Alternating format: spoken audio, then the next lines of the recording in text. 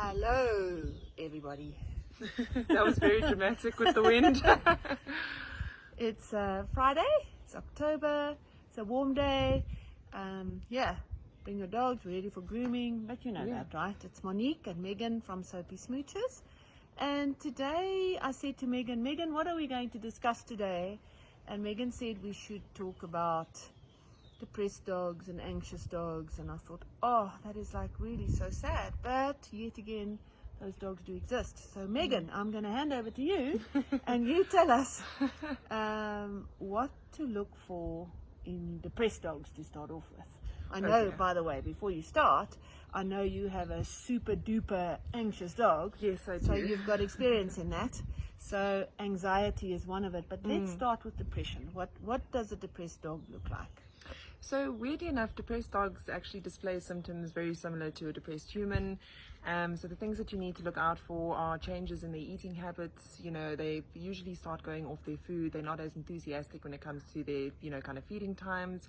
And the other thing is their energy levels. You'll see that they'll spend a lot more time sleeping. They won't get as excited, to go for walks. Perhaps they stop playing with their toys. And they just become very sort of subdued in general.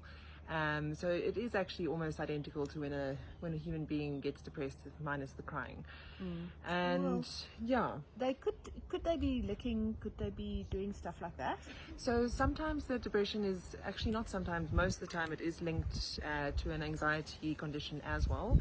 And the anxiety symptoms will sometimes join up with the depression, which will be these kind of repetitive behaviors such as the licking. They might be panting a lot or pacing around the house.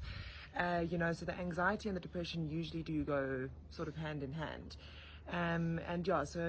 Touching on the anxious dogs, they bark a hell of a lot. They do pace, they do pant, they do develop their obsessive compulsive behaviors almost like a human being, where they will sit and lick their paws obsessively, or lie in their bed sort of shaking, that sort of thing. So those are kind of the things to sort of watch out for. And are there triggers? So I know with your dog, when you leave the house, she gets super anxious. She'll chew through wire, Anything, yes. I've discovered with my dog, she can get through pretty much anything. I think she would be the dog to get into Fort Knox if they ever needed one. The thing is that there's also problems with these dogs, right? Yes. So the issue is these dogs get out, they run a mile, they run for the clappers. Somebody finds them inevitably. Hopefully they're chipped, or they have a Soapy Smooches little thing on that Or can don't register run into them. the main road. Exactly, that's like really scary. And somebody finds them and really gets cross. Yes, how can you not look after your dog? So what can one do? So daycare, I suppose, is an option, but Absolutely. not everybody can afford a daycare. So what are the options for those dogs?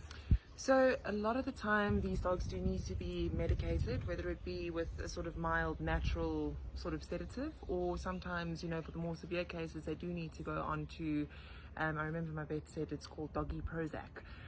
So it is very much, a full-blown antidepressant or anti-anxiety medication, for the dogs that are really, sort of stubborn with their treatment. For some of the milder cases, you get things like calming collars, which is almost identical to a tick and flea collar, but it's got, pheromones that are embedded in the collar that help keep the dog relaxed. Just touching on the dogs that are terrified of storms, you get the storm blankets, which is a security blanket that just makes them feel a little bit more comforted and a bit more relaxed. See, I was going to go to that, because that's the next thing, is a trigger. So the trigger could be an electrical storm, Correct. a lot of noise, loud bangs. yes, Sometimes that sort of thing. it's as simple as having a stranger in your home. You have a friend that comes to visit. The dogs get overexcited, and sometimes that'll trigger the anxiety. Like you mentioned, Monique, my dog is very much separation anxiety. She cannot bear being without human contact for an entire day. It doesn't matter if there are other dogs in the property or if she's being entertained with toys. Unfortunately, she's just one of those dogs that needs human company all the time. Well, does she need human company, or does she need your company? There's a difference, right? So weirdly enough, she's still anxious if she's with someone else that isn't me. But for her, the biggest thing is having a human being. Obviously, she is very much attached to me, but she is, sort of 80% of the anxiety goes away if she's just with anybody that gives her a bit of love or a bit of attention. Okay. Yeah. Well, yeah, I think how do you fix it is really what I've heard you saying, Yes. is get vets to Correct. get a vet's help. self-medication, not always great, but sometimes I suppose CBD oil will help. That's the thing with your more natural, your rescue remedies, you know, that sort of thing. And obviously interaction, you know, try find things that your dog really loves doing in the day. You know, if they do like playing with toys, then it's a great solution. Unfortunately, there are dogs that are just not interested in toys, which makes it a bit more tricky. You know, walk your dog often, you know, keep them exercised, keep them active, you know, almost the same as you would with a human being. Yeah, exactly. Okay, well, thanks for that. That's interesting. I know you've got real trouble with your dog, so, you know, for those people that have trouble with their dogs, get a vet's help, maybe try and do what you need to do. But yeah, I have empathy for that. Yeah, I used to have a dog. It can be very hard work. One of my previous dogs had separation anxiety. The neighbors couldn't stand it. So luckily this time around my dogs don't have that. So I know it can be like a real sad episode if your dog does suffer from anxiety or depression. Anyway, on that note, Yes. we are going to say goodbye. Have a great weekend. Hopefully this talk was informative, and if you need anything from us, please call us. Otherwise, we wish you a happy weekend. Yeah. Bye-bye. Hope everyone stays Take cool. care. Yes. Cheers.